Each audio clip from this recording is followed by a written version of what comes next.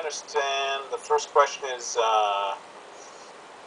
how to communicate with the client as a contractor to get the best possible results.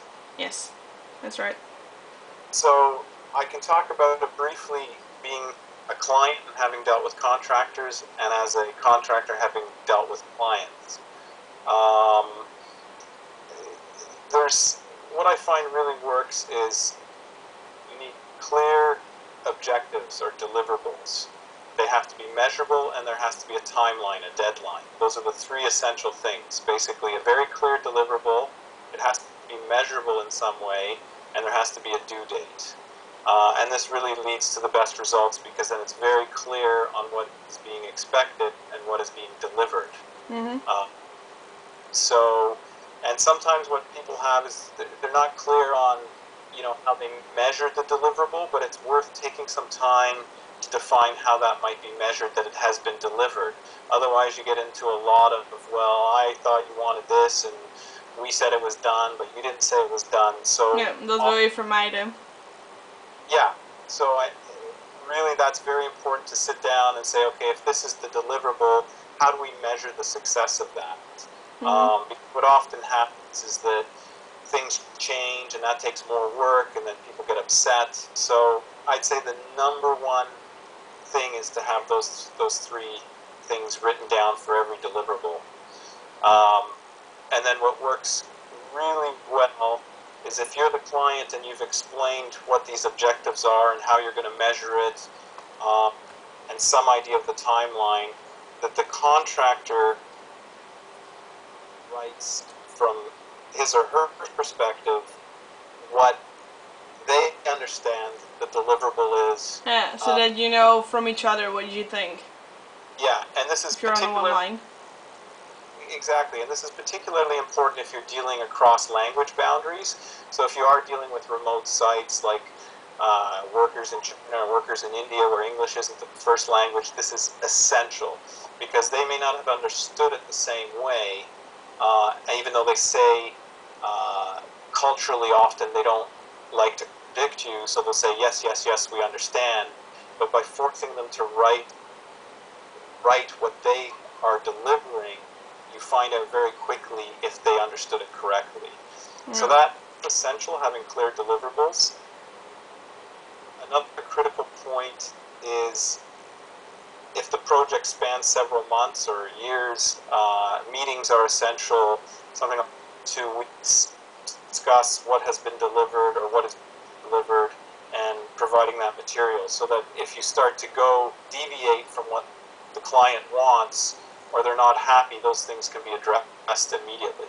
Maar vind je dan digitale, dus zeg maar Skype-conversaties beter of face-to-face? Want ook gewoon even voor thuis gesproken, gewoon mensen uit je eigen land. Yeah, it depends if it's possible to travel. What we found in the past was meeting face-to-face is the best for the initial starting, because what happens is if you haven't met face-to-face, you don't understand each other that well, sometimes it can cause a lot of friction. Mm-hmm. We had a case taking somebody else's technology, and there was a lot of hostility, and then we just went down there, and within 3 days of being down there, everybody was best of friends, and all the... Dus dan kun je eigenlijk dus concluderen dat als je met zeg maar bij elkaar bent, dat je elkaar sneller begrijpt. Yes, and interestingly enough, a lot of that happens sometimes over dinner or on the golf course or for drinks afterwards, not really at the official meetings, because people need to get to know each other when you have that possibility. With contracts, like if you're, say, ELANTs, where the contractors, they're very far away, you're never going to meet them, what's critical is everything has to be in writing. Because dan kan je terugkijken. And the thing is, there's several reasons for it, both legal and business-wise. If things go badly, if it's not written down, it never happened. And we've been involved in several lawsuits and that, where the first thing is, okay, well, where's your proof? And as much as I like to talk over the phone, anything critical should be given in writing. Okay. Because what happens is, if people want to get nasty, the first thing is, if it's not written down, then it was never promised, or it was never delivered, or they never... I'll give you a concrete example. We had a client, and their customer backed out, and immediately they said we didn't deliver what he wanted because he was trying to get out of the contract. But because we had all the emails saying how great it was and how he loved it and things were being delivered, he had a very hard case to prove that. So, I mean, you hope it doesn't come to that, but from a legal standpoint of view, if it's not in writing, forget about it. From a business standpoint of view, because you want to make the customer happy, it's exactly what you said. You want to come back to it so that it was discussed. It's like, yes, we discussed this. This is what we agreed upon. Because, you know, when you talk in a meeting, you tend to forget what was decided in that. So in terms of the right way with the client, all the key things should be in writing. Ja, dus het beste om even te concluderen is in feite alles op papier. En als het kan, en zoveel mogelijk van twee kanten bekijken, zodat je weet of je op één lijn zit. En als het kan face-to-face, omdat je elkaar dan beter begrijpt en je weet met wie je te maken hebt. Ja.